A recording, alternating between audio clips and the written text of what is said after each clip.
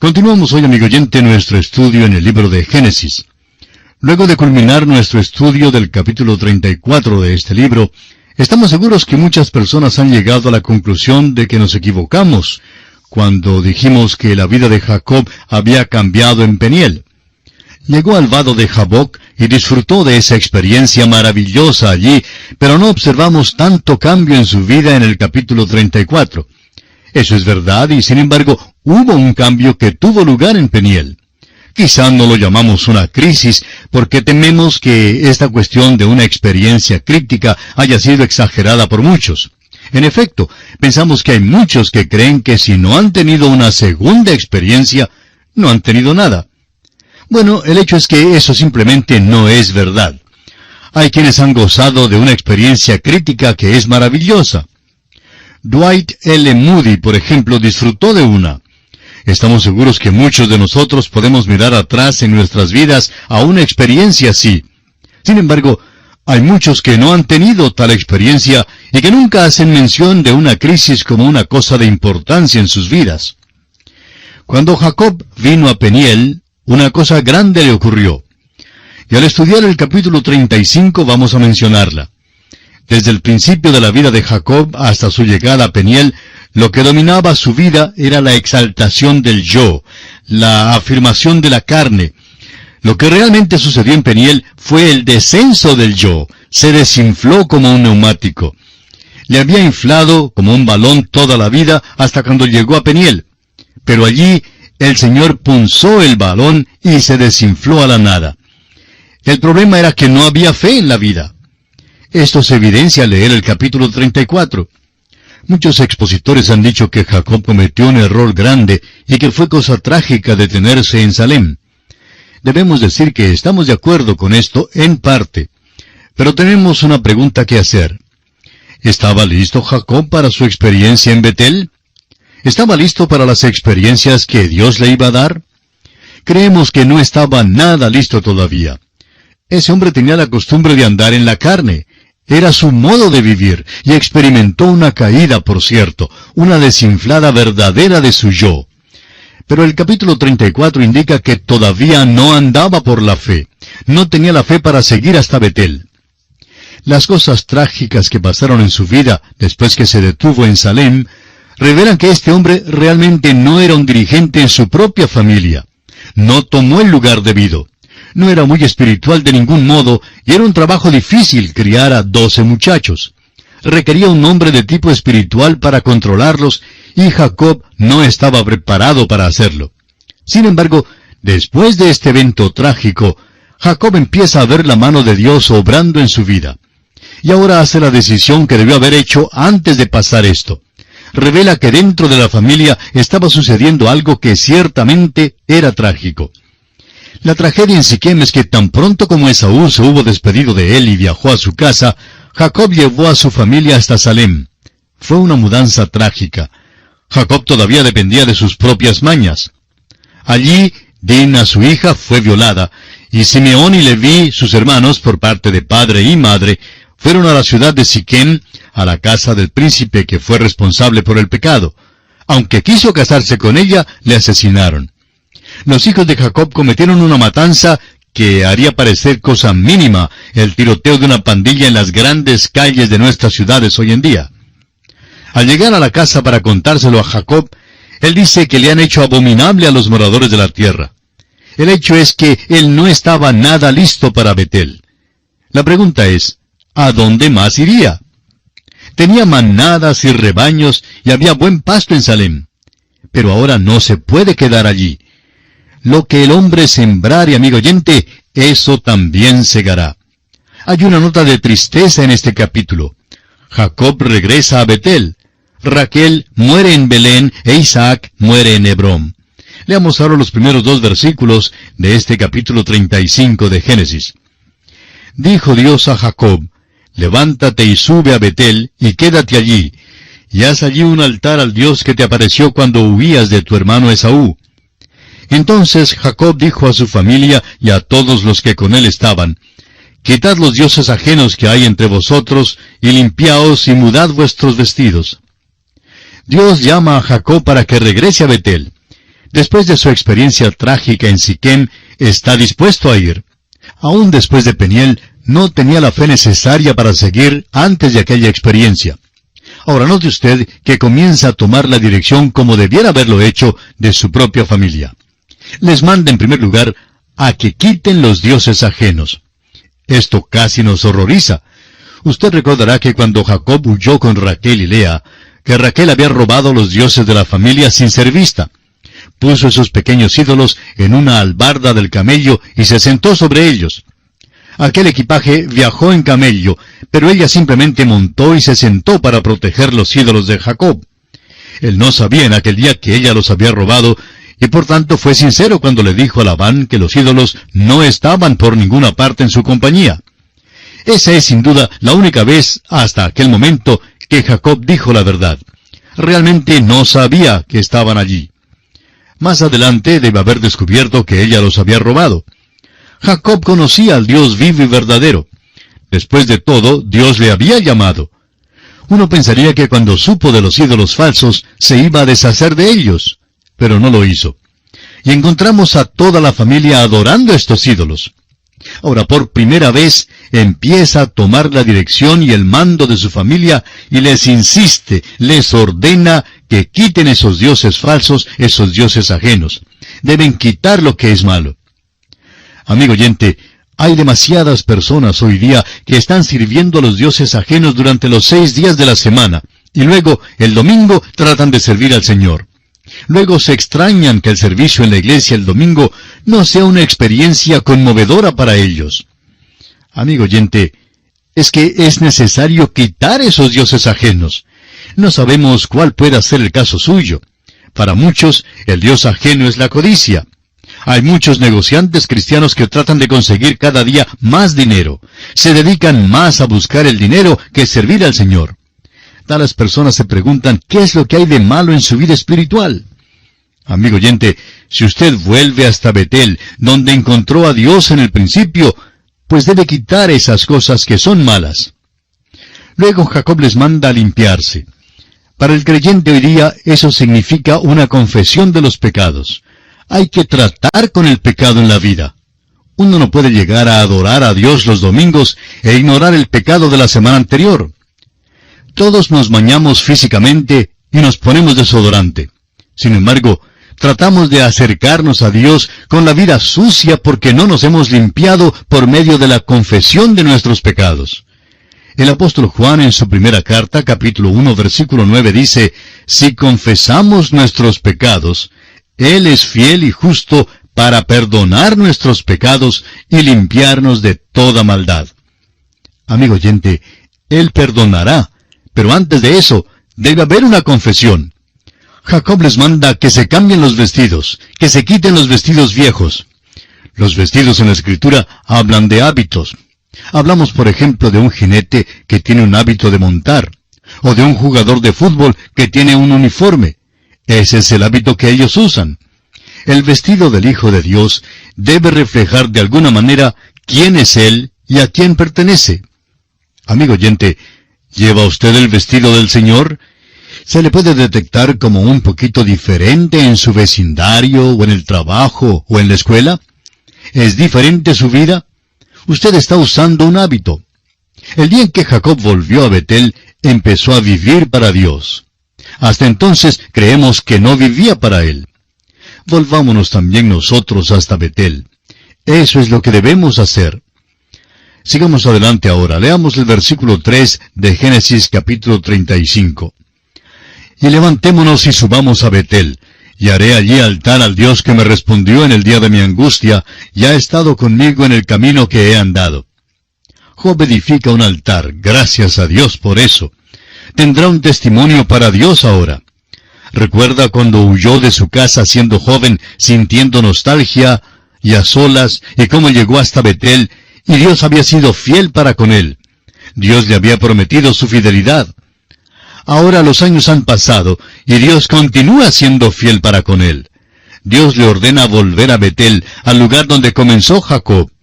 Y es allí donde debe empezar. Opinamos que muchos hoy día deben reconocer que los años que pasamos viviendo una vida cristiana desaseada Es una pérdida de tiempo, una pérdida absoluta. Recuerde que Dios llamó a los hijos de Israel y les mandó a entrar en la tierra, y no entraron. Vagaron por 40 años. Luego Dios apareció a Josué y le mandó a llevarlos a la tierra. Ellos perdieron 40 años. ¿Cuántas personas hoy en día pierden sus vidas aún siendo cristianos? Tenemos lecciones espirituales muy grandes aquí. Y se nos relatan porque algunos de nosotros somos también como Jacob. Y por eso las lecciones son tan pertinentes para nosotros hoy en día. Gracias a Dios que dice que es el Dios de Jacob. Si es el Dios de Jacob, entonces será también el Dios mío y el Dios suyo, amigo oyente. Es maravilloso. Este pues es un capítulo que nos anima mucho. Leamos ahora el versículo 4. Así dieron a Jacob todos los dioses ajenos que había en poder de ellos, y los zarcillos que estaban en sus orejas, y Jacob los escondió debajo de una encina que estaba junto a Siquem. Notamos aquí que en realidad está dispuesto a tomar el liderazgo en su hogar. Y vamos a hacer una pausa un momento para decir que los zarcillos eran asociados con la adoración en aquel día. Los zarcillos les identificaba como idólatras y por eso se los quita. Jacob los quita y no los guarda, los entierra, los esconde. Deben ser quitados por completo porque debe haber una nueva vida para ellos. Leamos ahora los versículos 5 al 8 de este capítulo 35 de Génesis. Y salieron y el terror de Dios estuvo sobre las ciudades que había en sus alrededores, y no persiguieron a los hijos de Jacob. Y llegó Jacob a Luz, que está en tierra de Canaán, esta es Betel, él y todo el pueblo que con él estaba. Y edificó allí un altar y llamó al lugar El Betel, porque allí le había aparecido Dios cuando huía de su hermano. Entonces murió Débora, ama de Rebeca, y fue sepultada al pie de Betel, debajo de una encina, la cual fue llamada Alon Bakut. Usted recordará que Betel es el nombre que Jacob había puesto al lugar la primera vez que estuvo allí. Hay un detalle incidental muy interesante aquí. Siendo que Débora estaba con Jacob en esta vez, podemos asumir que Rebeca, la madre de Jacob, ya había muerto. De otro modo, ella estaría con él también. Pobre Jacob nunca más volvió a ver a su madre viva. Pero esto no es tan trágico como el hecho de que Rebeca nunca jamás volvió a ver a Jacob en vida.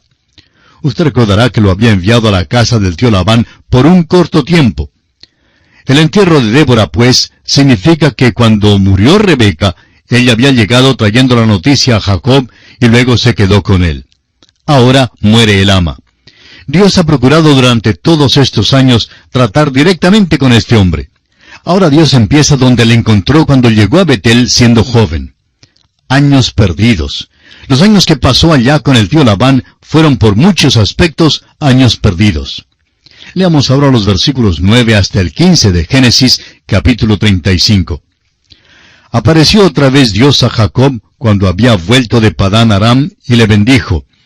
Y le dijo Dios, tu nombre es Jacob, no se llamará más tu nombre Jacob, sino Israel será tu nombre. Y llamó su nombre Israel. También le dijo Dios, yo soy el Dios omnipotente, crece y multiplícate.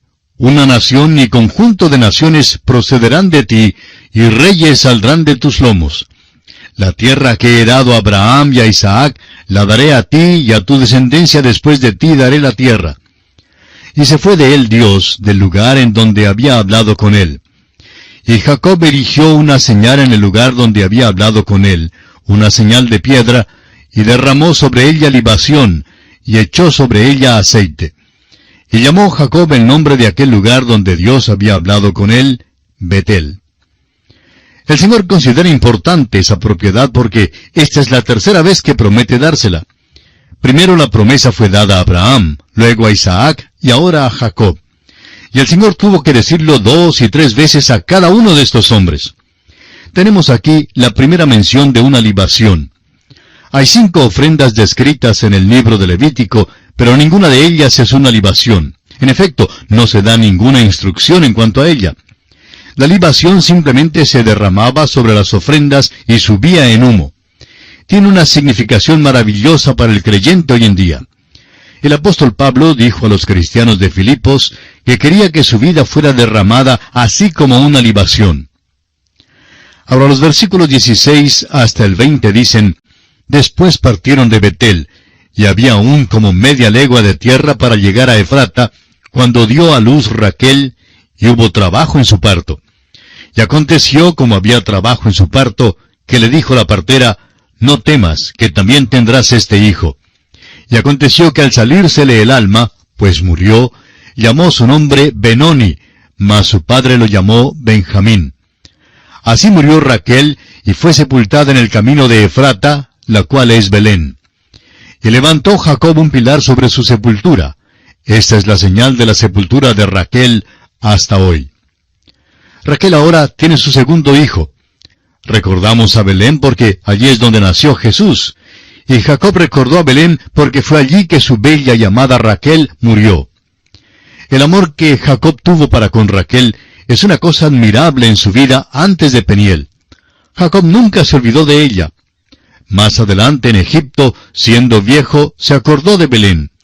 Cuando Raquel estuvo a punto de morir, llamó al nené que causó su muerte Benoni, que significa hijo de mi tristeza. Cuando Jacob vio al niño, le puso el nombre de Benjamín, que quiere decir hijo de la mano derecha. Raquel es sepultada en Belén.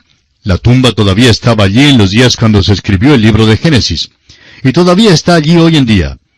Raquel fue algo admirable en la vida de Jacob, aun en aquellos años en Padán Aram, los cuales se consideran terribles en muchos aspectos. Hay tanta evidencia del yo, de la carne, pero sin duda amaba a Raquel. Estaba dispuesto a hacer cualquier cosa por ella. Se dedicó por completo a ella. Por ejemplo, le permitió guardar aquellos ídolos que había robado de su padre. No creemos que los hubiera dejado guardar a Lea, pero le dio a Raquel cuando ella pidió. La amó verdaderamente. Raquel dio a Jacob su hijo José, y luego dio su vida en el nacimiento de su hijo Benjamín, y esto le causó gran dolor. Por otra parte, los otros 10 muchachos no le causaron gozo de ninguna manera. Dios hizo recordar a Jacob cada día y durante las 24 horas del día que es pecado tener más de una esposa. No necesitaba a las 2. Este no es el método de Dios. Dios siempre vence y hace que las cosas ayuden a bien. Pero esto todavía no significa que Dios aprobara la pluralidad del matrimonio. Los hechos indican que no la aprobó. Jacob amaba a José y a Benjamín, y francamente los otros muchachos sintieron celos por causa de ellos. No debió haber manifestado tal parcialidad para con José, porque él mismo había experimentado los resultados de la parcialidad en su propio hogar. Él fue a quien su padre apartó con la mano y supo la dificultad que había resultado de eso. Debió, pues, haberse dado cuenta de eso y no practicar la parcialidad. Sin embargo, lo hizo. No tratamos de defender a Jacob, pero simpatizamos con él. Después de todo, al morir Raquel, llama al pequeñito Benoni, hijo de su tristeza. Creemos que Jacob se pondría de acuerdo de que era el hijo de la tristeza de Raquel. Y cuando miró al niñito, suponemos que notó que se parecía a Raquel. Probablemente tenía los ojos de ella y le hizo recordar a Raquel. Así pues, Jacob pensaba que no podía llamarlo hijo de la tristeza. Probablemente pensó, no es el hijo de la tristeza mía. En efecto, es el único en que puedo apoyarme ahora. Es el hijo de la mano derecha, mi bastón, mi cayado. Así pues, me apoyaré en él. Y por eso procedió a llamarle hijo de la mano derecha. Es importante reconocerlo porque esto es parte de la gran tristeza por la cual Jacob tendrá que pasar más adelante en su vida. Todo esto está en torno al hecho de que Dios no aprobó la pluralidad del matrimonio de Jacob ni de su parcialidad. Dios no aprueba lo que es malo en nuestras vidas, amigo oyente.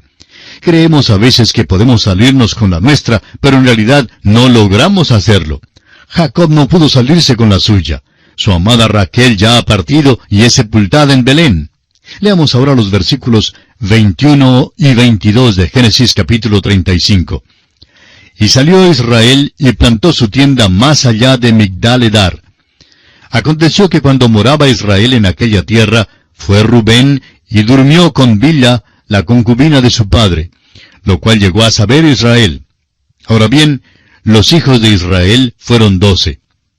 Se nota aquí el pecado de Rubén, lo cual causó que él perdiera su puesto de primogénito. Cristo pudo haber venido de Rubén si no hubiera sido por este pecado. Ahora, los versículos 23 al 26 nos nombran los demás hijos de Jacob y sus madres. Y siendo que ya los hemos mencionado anteriormente, no vamos a mencionarlos más. Leamos ahora los versículos finales, 27 al 29 de este capítulo 35 de Génesis.